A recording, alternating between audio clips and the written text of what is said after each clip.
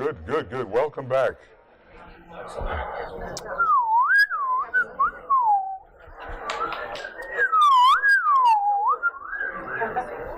All right, you're really punctual. You're really good. Really, I didn't know what to expect, but you conquered dinner. That's good. You did it well. All right, so we have two lectures tonight. The first by Francis Donald from New Mexico, and our sort of artist in residence, among many other things. Opportunity and Illumination. There we are, right in the cradle, huh? Planetary Influence on Initiation. So welcome, Francis, and thank you. Since that I like coming to these conferences is because it's one of the only places that people can understand the T-shirts I wear.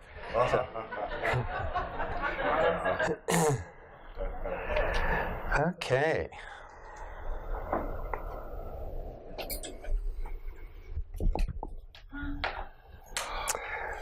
Apologies in advance to you about to take the 4th and 5th initiation.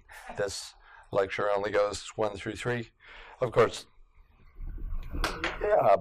you should be up here doing this if you're in that position. So, okay. Many years ago, I attended a presentation given by Ram Dass in Taos, New Mexico. He was a devotee of Neem Karoli Baba. And he said, after a lifetime of practicing detachment, I still recognize that part of myself that wants a jaguar. And at the time, it really stuck with me. It was a revelatory statement because I realized that Ram Dass had learned to center himself in a place that acknowledged and yet was apart from his own desire nature. As Michael said in his morning talk, we have these feelings, but we know they are not what we are from a soul perspective. So, don't think in terms of, that they have to be gone, forever. It's being able to step into the perspective that is not of that desire nature.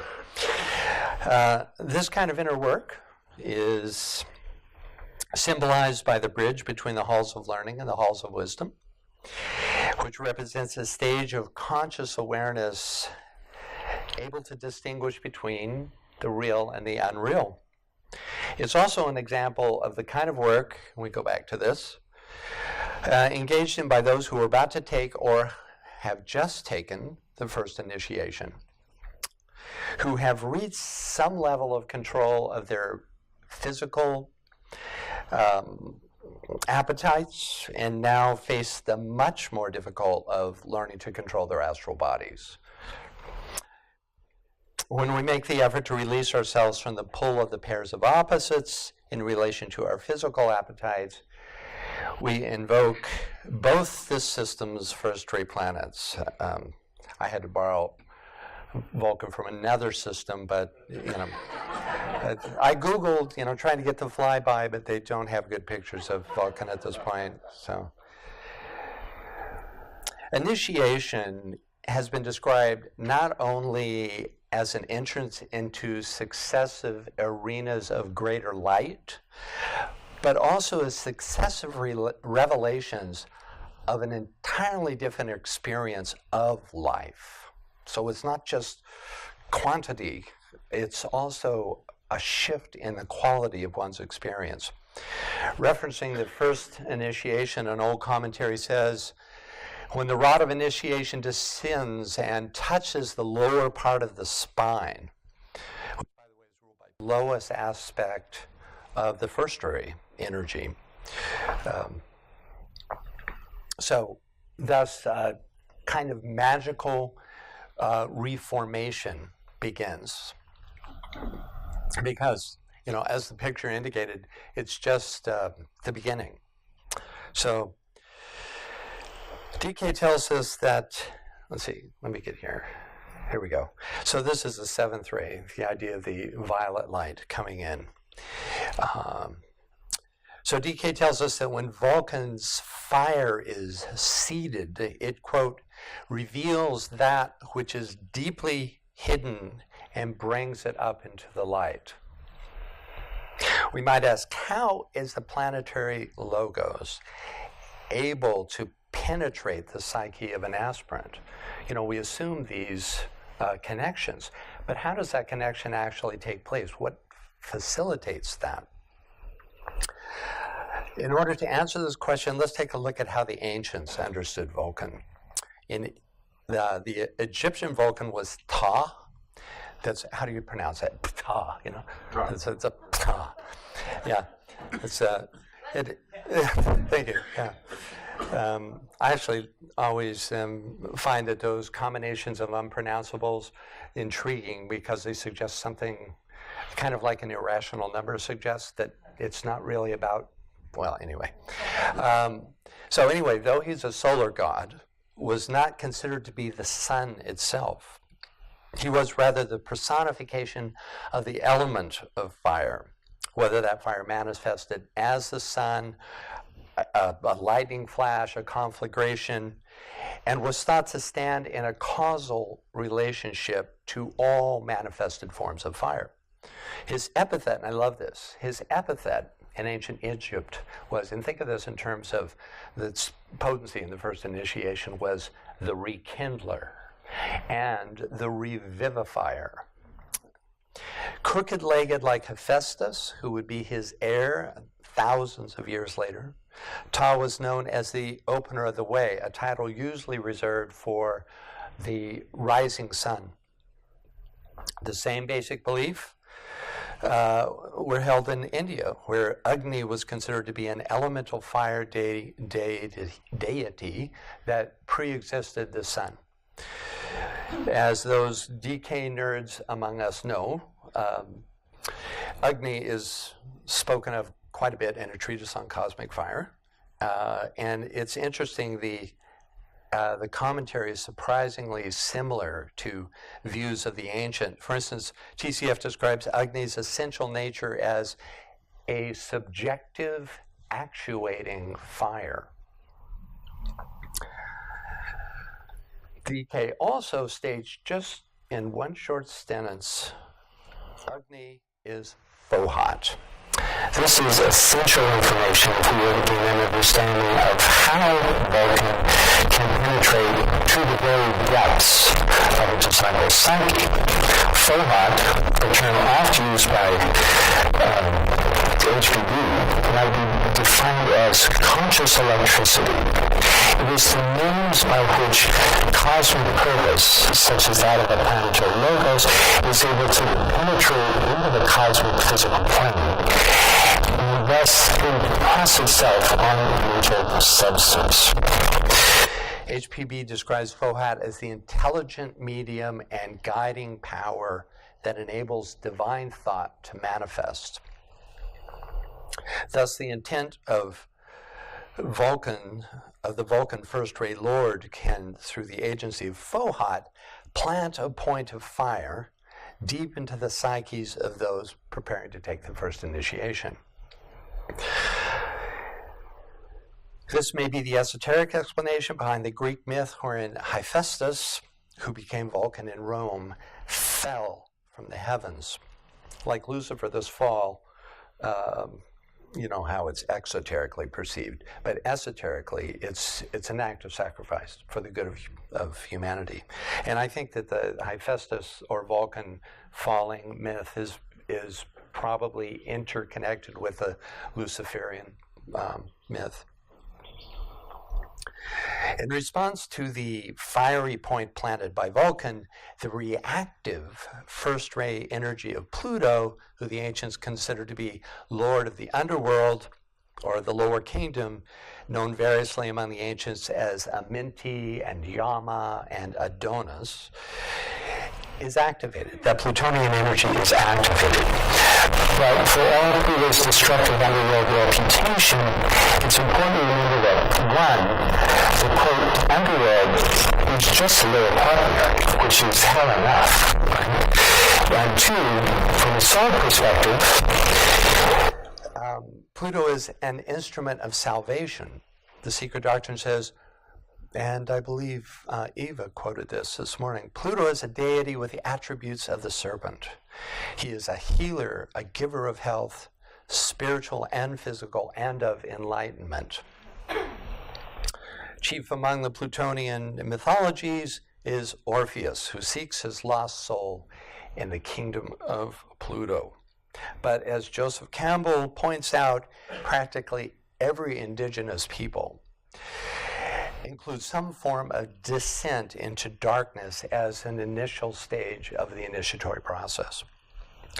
What does one find down there? I think we all know.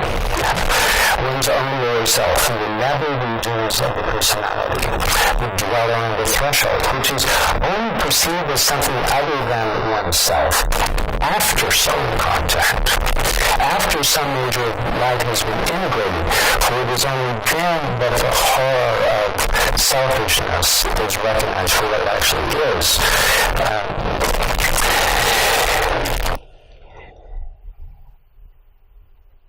And thus it coalesces in your consciousness as something outside the self, and it becomes the dweller. In Hinduism, Krishna also descended into the netherworld, where he rescues from Yama his 6 principles, which then and only then allows him to discover that he himself is the highest 7th integrating principle. This integrating principle finds its source in the geometry of the first ray and of oneness in general, which is the point within the circle. The point representing any initiating impulse, and the circle, the sphere of influence of that impulse. Pluto's point is the tip of an up-pointing, of an up-pointing, not a down-pointing arrow. Important distinction. So one of the main methods in making real the vision of light that comes to the first initiate is through the raising of the energy, let's go the right way here, from the sacral center to the throat, which has been spoken of this morning. Then the expression of creativity as physical procreation is reborn as the creation of beauty and ingenuity in all fields of endeavor. Because humanity as a kingdom is part of the planetary throat center, all aspirants are impressed by this energy. It's a process of increasing sensitivity to the planetary throat center, which is why the sacral to throat transference is the first to occur. Eventually, all the lower centers transfer to their higher correspondence, and this cycle becomes repolarized. Then the disciple source is from the higher chakras expressing out through the lower. Normally, we associate the third ray with the throat center, but during this shift and until the third initiation, the throat becomes responsive to the magical regenerative properties of the 7th ray. Okay. Let's take a look at the conditions that one approaching the first initiation is attempting to overcome, what DK calls the undeveloped aspects of the Leonian influence. This is very kindly put. This undeveloped aspect of personality is ruled by the number 6. In fact, the biblical beast referred to as 666 actually represents the 18 subplanes which the disciple must eventually master, the 7 of the physical, the 7 of the astral, and the lower 4 of the mental, which add to 18. These, it's also seen as the lowest 6 of each of the lower 3, but if you think of the higher mental, it doesn't, you would have to be at a very high perspective to see the 666 in relation of the 6 subplanes of each, but more relevant to discipleship is 7, 7, and 4. Okay.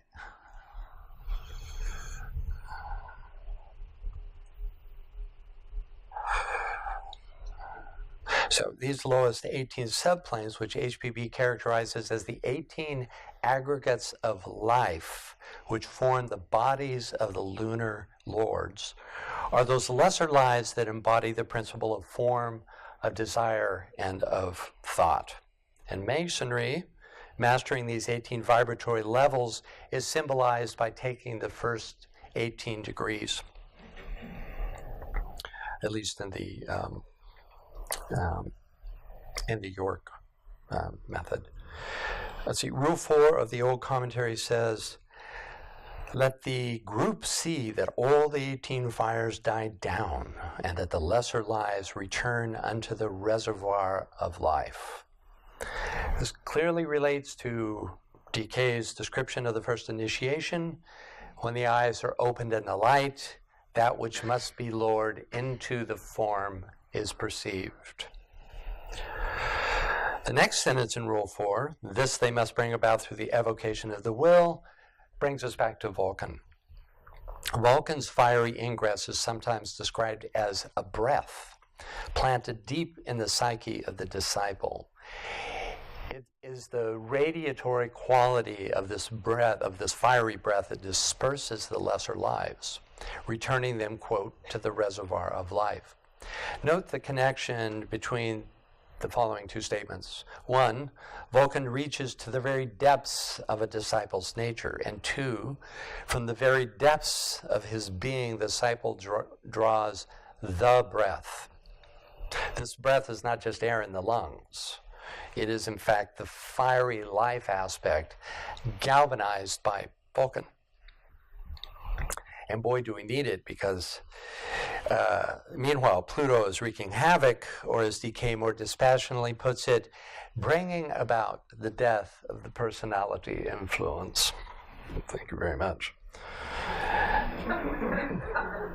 As many of you know, Pluto governs the 8th house of death, dissolution, and detachment. The astrologer Dana Gerhardt states in an article posted on astro.com, transits to the 8th seem to suggest years of calamity and doom. But survive an 8th house transit and you'll be reborn. For the 8th house is a kind of spiritual master who only shatters you for your higher good. This clearly relates to the rebirth of the first initiation. TK tells us, towards the end of the evolutionary process, the disciple begins to respond to Pluto, producing the death of the hindering factors and of all that prevents synthesis.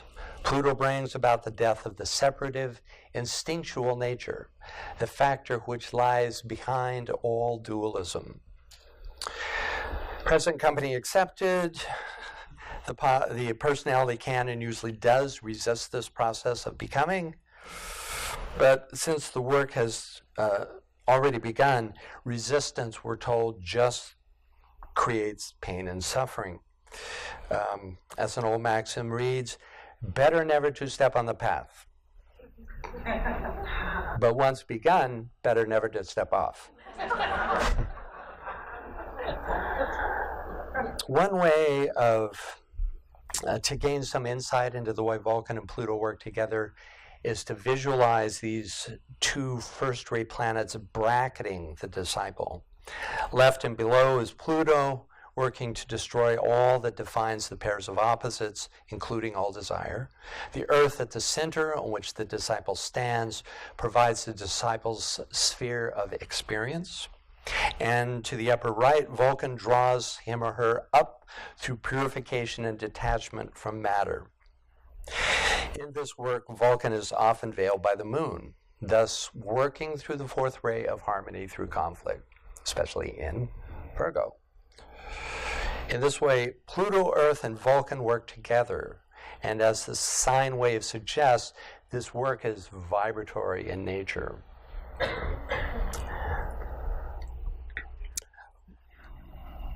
Vulcan introduces the fiery note or tone of the logos, and Pluto strips the disciple of all that is other, of all that is unable to resonate to that tone.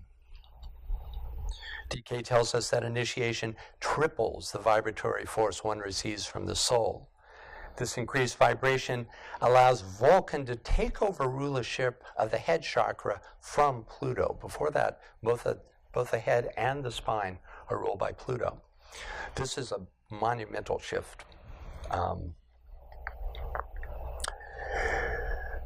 Though no details are given, it's easy enough to see that the new sacred, non-sacred polarity is going to stimulate the Kundalini, thus accelerating the transmutation of the personality. For as DK says, Vulcan is that which stands for the soul, the individual, inner spiritual man, which guides his fashioning. It's one of the most famous quotes about Vulcan that he gives us. And, what better place to guide one's fashioning than from the head center? With Vulcan ruling the head center, stimulation and regulation of the flow of the Kundalini fire becomes possible. This is part of the unavoidable directed purpose that's associated with Vulcan. Okay. In his masterful poem, Chickpea to Cook, how many of you are familiar with this? Probably everyone, right? Rumi illustrates the process. A chickpea leaps almost over the rim of the pot where it's being boiled. How ingeniously the cook knocks him down with a ladle. Don't you try to jump out. You think I'm torturing you.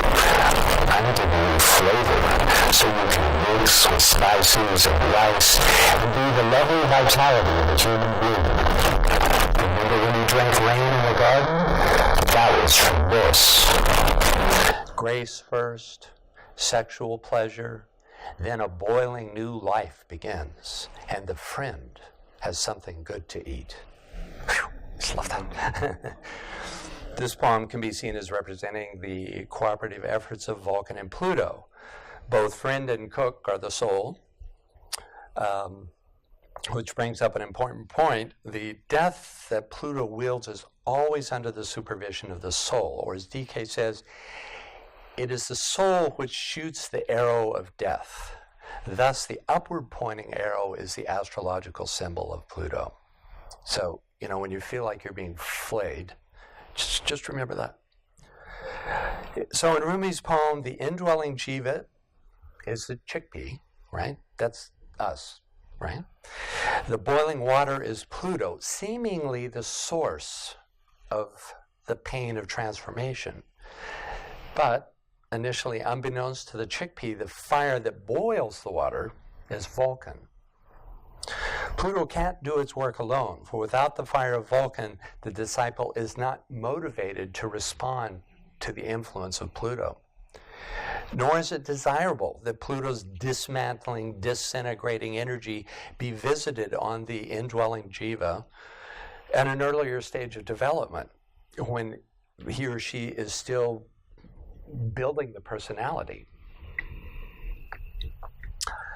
I once worked with a spiritual teacher who uncharacteristically discouraged a teenager from joining our group for essentially the same reasons. He needs to go out into the world, he told us, until he can start letting go of the world, It's the same idea. However, nonetheless, as we move into the Aquarian age, Vulcan and Pluto are beginning to be felt by humanity as a whole, due to the fact that we are approaching the probationary path en masse. This has a polarizing effect. The vibration of those with selfish goals are impelled to the lower pole. And I think of a lettuce spinner somehow, I don't know. And those working for the good of the whole rise to the upper pole. Today we see the effects of Vulcan and Pluto in full swing, manifesting in American politics. Wait a minute, what just happened? There we go. I hit the wrong button and all hell broke loose. Here we go. Okay, yeah. American politics, the NRA, the Islamic State, and in our inability to reverse global warming, which, may be the biggest problem of all.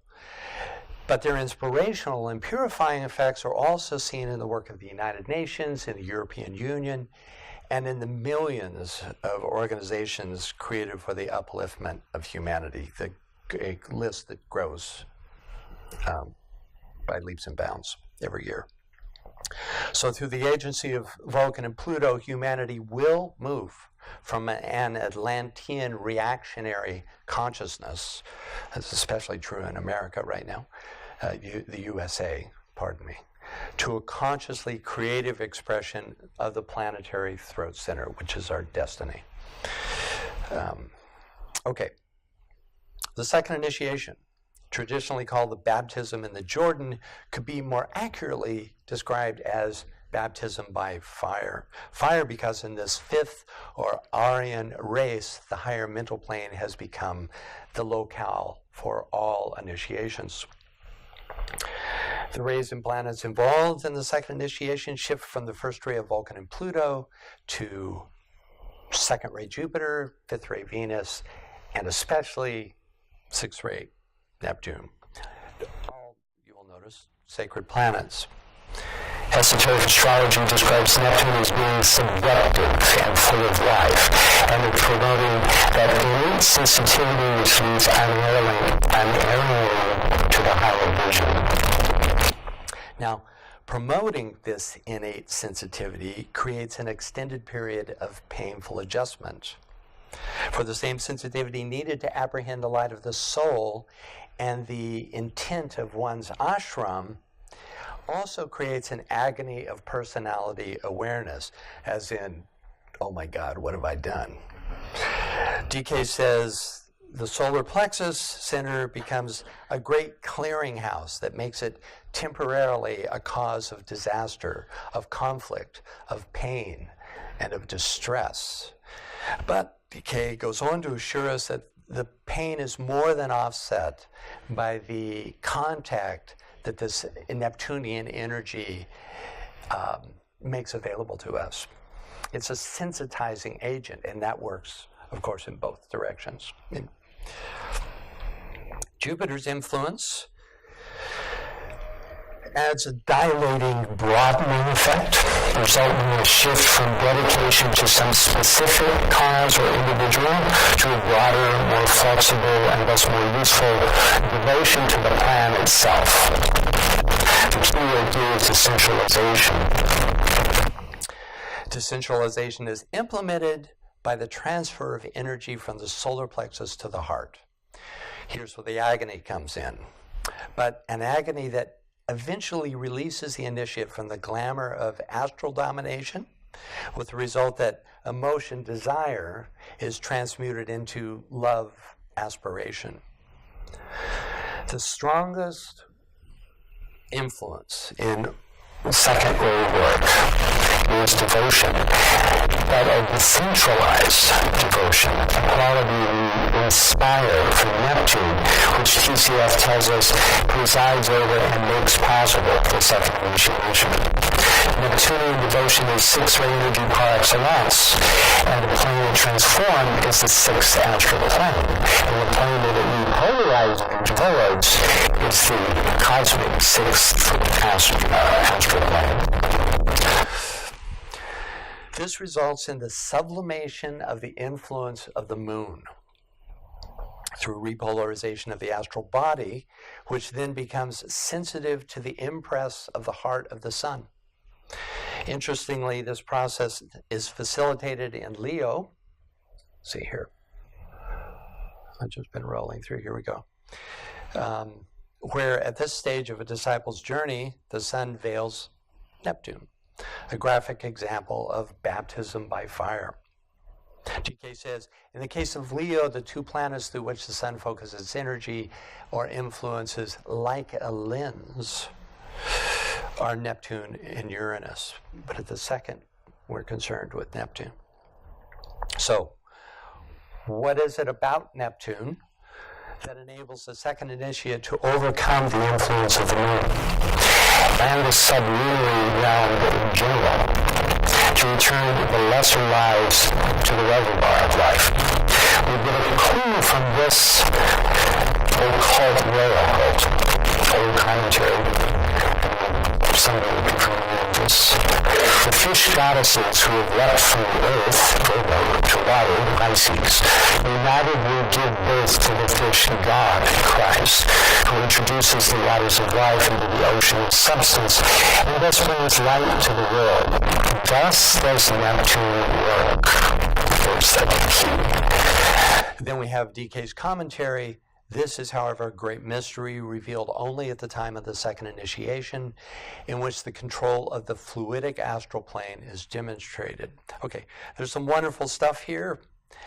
Opposites on the zodiacal circle, we're told, express spirit, matter, and their interrelation. Thus, the Virgin in Virgo becomes the collective Virgin Mother fish goddesses in Pisces. Her miraculous birthing of the Christ as the fish god is, see, it's not here, yeah, is described in another old commentary. The central light of Sirius shone through the eye of the sun. The vision came. The light of wisdom penetrated into the waters and cast the radiance of the heavens into the depths. Stunning material. At this attractive call, the goddess rose unto the surface and welcomed the light within the depths and grasped it as her own. She saw the sun, having seen her sun, and from that day the sun has never left her. There is no darkness. There is always light. So if you need some motivation to go for the second, I don't think you're going to get better than that. Welcoming the light within the depths and grasping it as her own is a description of a virgin birth. This is both the recounting of a cosmic event and a metaphor for the purificatory baptism of the second initiation. Both involve Neptune. When Jesus was asked about the Pharisees' sign from heaven, he said, "No sign shall be given but the sign of Jonas." This was the sign of the sun reborn in Pisces. But both the above old commentaries come from a far more ancient time than just the beginning of this Piscean age, when during a previous round, a fish avatar named Matsya, the avatar of that ancient time, incarnated. Subsequent cultures incorporated that ancient teaching into their own mythology. Neith, an Egyptian virgin mother goddess that predates Isis, is depicted suckling a fish. So it's, if you have the fish god and you're the mother of heaven, then you're suckling a fish. Nineveh worshipped Oan, or fishman, and the Babylonian Dagon literally means the fish messiah. Fish messiahs and avatars all come from what the old commentary describes as the deep in all caps. And whenever you see in DK's writing, or in HBB's for that matter, something presented in all capital letters, you're looking at a source beyond the cosmic physical plane.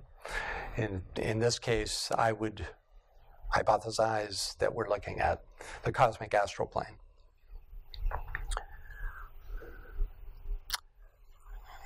So it's the heart of the sun, and thus the line of the cosmic Christ.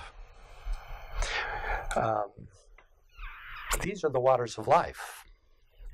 And when an initiate's astral body is repolarized to the heart of the sun, the waters of life become accessible to him or her through the agency of Christ as Neptune. It's an interesting line of thought, a line of inquiry. Remember the teaching that Neptune isn't really part of the solar system at all? Well, possibly this is because that planet's essential nature expresses itself through the cosmic astral plane. TK says, Neptune is known esoterically as the initiator. In certain ancient formulas, the great teacher of the West and the present initiator, Christ, is spoken of as Neptune, who rules the ocean and who is the ruler of the Piscean age. All three of the planets associated with the second initiation are in some ways expressive of the Christ principle. In addition to Neptune, Jupiter, the second ray lord, activates the initiate's outgoing expression of love and helps to integrate the heart and mind. Fifth ray Venus provides us with the sons of mind who act as the souls of humanity. The goal of the disciple who stands between the first and second initiation is to occultly clear him or herself of all astral influence and replace it with pure aspiration.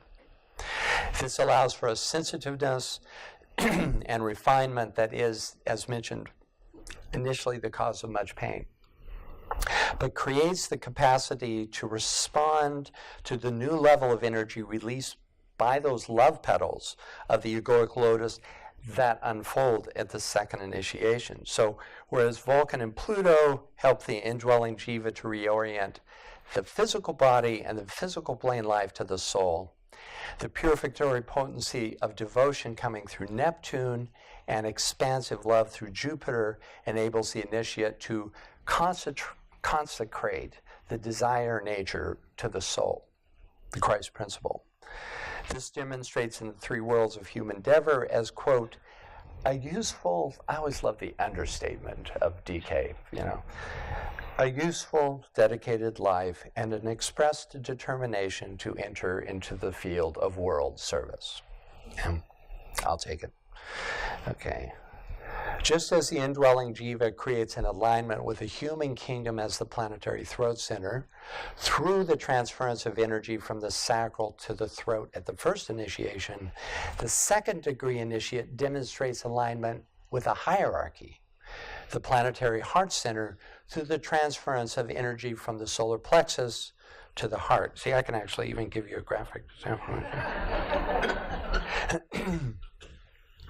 This represents a shift from a fundamental alignment with the fourth or human kingdom to the fifth or spiritual kingdom.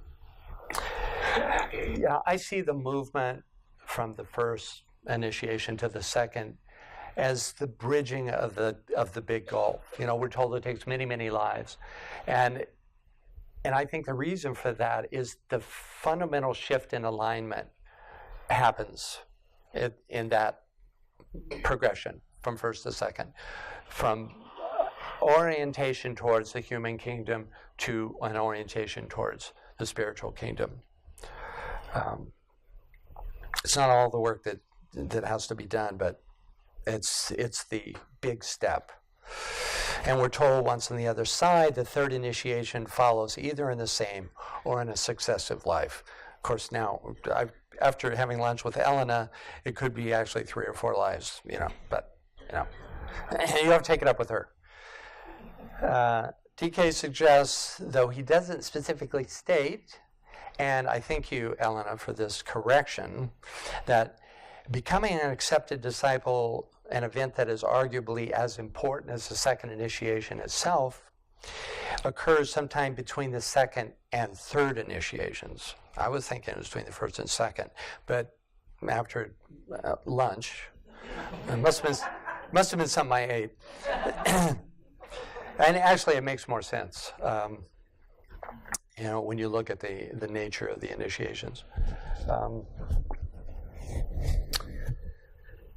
This stage involves the ability of being an accepted disciple. It involves the ability to be able to hold the energy that comes through the rite of initiation, rather than it being an event that you absorb.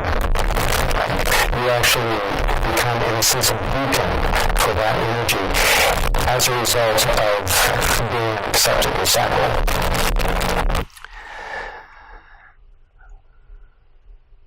This in turn allows the initiate to focus the force which the master directs out into the world. And to do this, though they may not have even glimpsed the master who stands at the heart of their ashram. You get to glimpse the master, just barely, though. Okay, preparation for the third, which follows right on the heels of the second, is facilitated by the moon veiling a hidden planet and Mars. The choice of planets involved in the third initiation brings up a lot of questions. What is the hidden planet veiled by the moon at the third initiation? Why, at this relatively high stage of the third initiation, is a lunar veiling employed? And why 2 non-sacred planets? After all, the second initiation was 3 sacred planets. Suddenly, 2 non-sacred planets, one veiled by the moon. It's quite odd. The name of the moon-veiled hidden planet is not revealed. After comparing all the charts on which it is mentioned, it seemed pretty clear to me that the hidden planet is not Vulcan, Uranus, or Neptune, the planets that usually are veiled by the moon. The moon veiling a planet, it seems, and the moon veiling a hidden planet seem to refer to 2 very different phenomena. But we do have a few clues as to this hidden planet's nature. First, it appears in esoteric astrology on a list of non-sacred planets connected with this solar system. Since this also includes all the known non-sacred planets like Earth, Mars, and Pluto, we know it's not veiling one of these. And here I'm going to insert something. It's DK's talk on the nature of what veiling is. I think it's important here.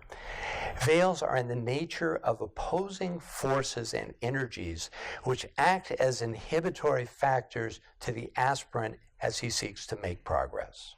These veils lie on the earthward side of being and not upon the side of light. Thus, they prevent the light from penetrating.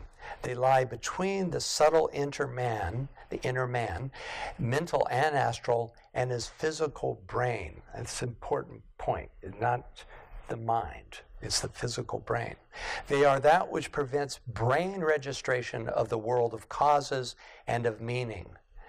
Veils serve their purpose. Blindness nurtures and protects. Ever the glory must be approached through the darkness.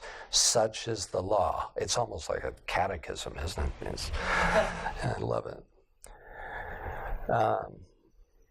So, in answer to the question, why at this relatively high stage of the third initiation is a lunar veiling employed?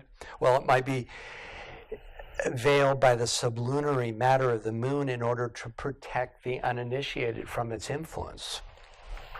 Much like Neptune is veiled by the moon in Cancer at the exoteric level. On the other hand, the hidden planet may not be veiled to the third initiate at all, and we don't know at what point that veil parts, but certainly it parts not at the third initiation. Now, being veiled by the moon might also suggest, and this is just a tangent I went on. See what you think. Did you bring fruit? You could throw stuff you don't like. Okay. It might also suggest that this hidden planet carries information as to our origins, as in the moon chain, right? And maybe this veil is drawn aside at the third in order to reveal these origins. We have a bit, though no more than a bit, of evidence supporting this idea. After DK lists the non-sacred planets, he says, the non-sacred planets rule the first, the fourth, the fifth, and the eighth houses of the lesser zodiac. Our Earth is also a non-sacred planet. You have, therefore, 4 non-sacred planets controlling and ruling the fifth non-sacred planet, a correspondence to the 4 aspects of the will of man. So, in assigning houses to these planets that he mentions, we know that Mars rules the first. The Sun rules the fifth. Pluto rules the eighth. So we can assume that our moon-veiled planet rules the 4th house. All the more so since the moon is the exoteric ruler of the 4th house. Now, the fourth house, whose border is the IC, the Imum Cheli. I had to look up that because I was going like Coeli, and I go, no, that's not. It's Cheli, which means the lowest point in the heavens, is described by Alan Oken and others as the house of our psychological roots. It deals with instincts, family, and race, which, when applied to humanity as a whole, would point to our human origins, thus taking us back to the moon as globe D of the moon chain. In Initiation Human and Solar, we're told it is only after the third initiation that the monad is definitely guiding the ego, monad to ego. Just as and here's the kicker. I know it's hard to imagine there's a kicker in here, but there is.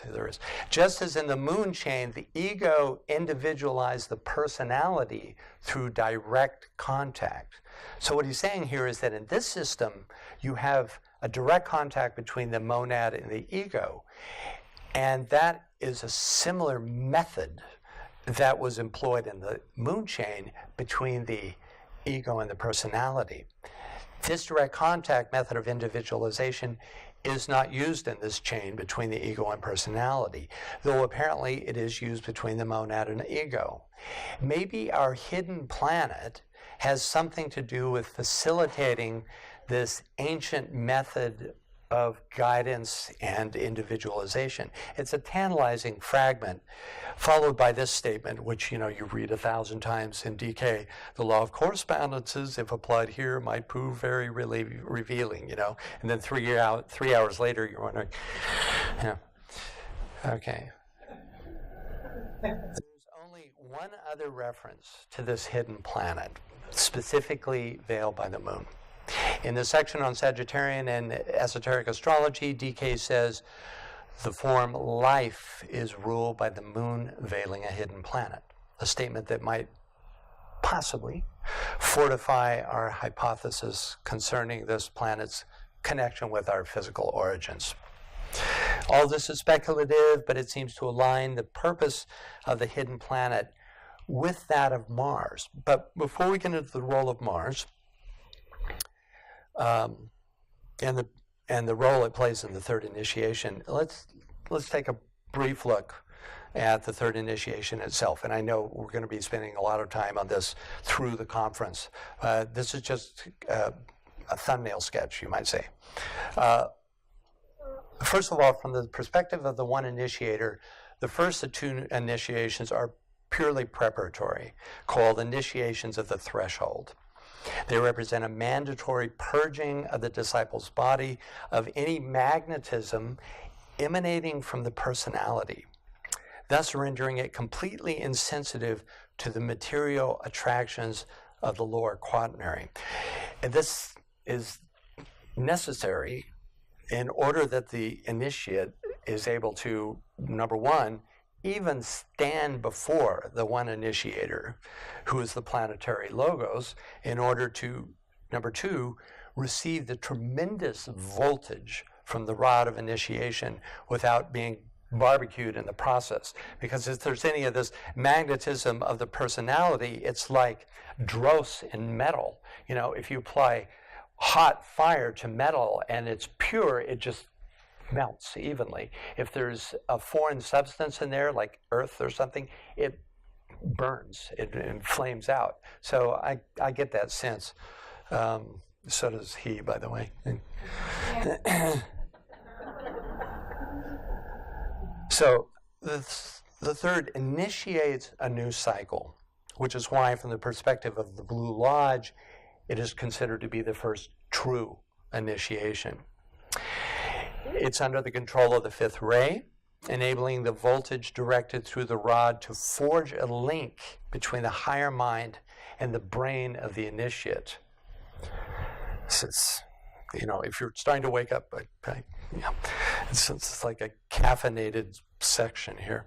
The reception and outward flow of this energy is directed by the Ajna Center, which at the time of initiation is directly stimulated by the Ajna Center of Sanat Kumara himself. It's one of those you just read 3 times, you know. An extraordinary detail of this transmission is that the quality of the transmitted energy is so high that there's nothing in the equipment of the initiate that is, and this is the third initiate, that is able to even register its existence. And yet, this energy is still able to pour through him or her and out into the world. The great task of the third initiate is mental control, just as the emotional control is the work of the second.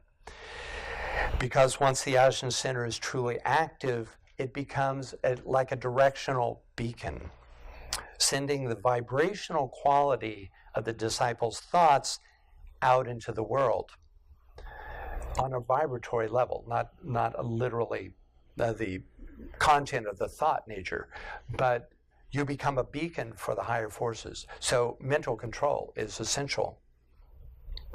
Thus, the initiate's key word is right direction as a result of right reaction to hierarchical intent. So here's the Ajna center. The conflict generated by this new responsibility begins the moment that the disciple has achieved mental polarization, which is halfway between the second and third initiation, which DK tells us is the true preparation for the third, when the mental polarity comes into activity. Okay, now let's look at the role Mars plays. That was sort of a thumbnail preparation. 5 minutes, that's over it. DK says at the third initiation, the moon veiling a hidden planet and Mars brings about a fearful conflict. But at the end, the man is released from personality control. This brings up an important point. This fearful conflict doesn't happen, of course, at the moment of initiation. Planets don't suddenly begin exerting their influence as the rod is applied. Rather, they prepare the initiate for the coming event and then help complete the process after the initiation. Exoterically, Mars is ruler of the physical plane, but esoterically, Mars, quote, rules not only the physical body, but the entire form vehicle.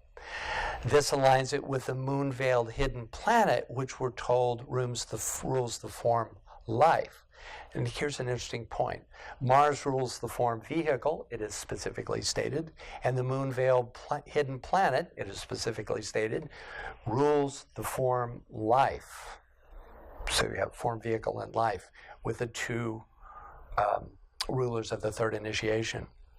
Possibly, unlike Neptune, Jupiter, Venus, who seem to act as allies to raise up the initiate, Mars and the lunar-veiled hidden planet act as a final burning ground, a composite dweller on the threshold of the ring past knot of the entire lower quaternary. For together, they represent the life and vehicle of the lunar lords whose influence must be completely transcended at the third initiation, and as DK tells us, brought under the control of the solar angel. An old commentary from Rays and Initiations gives us a particularly occult and fascinating insight into the, quote, fearful conflict that confronts the disciple at the third initiation. And I'll leave you with this. The electrical energy of the mind now creates the door for the third initiation. And the obstruction which confronts the initiate is that of the electrical figments of his own thinking, shining with a light which is all their own, for they are of the highest order and type, but veiling the pure light which shines behind them. They constitute the sum total of illusion. This door is formed by the coming together of the three types of energy, fire by friction, solar fire playing in full force at this third initiation, and electrical fire from the spiritual triad, making its first impact on the other two fires. For all three are in full activity at this initiatory crisis. All are localized and concentrated in that symbol of progress, the door of initiation. Thank you.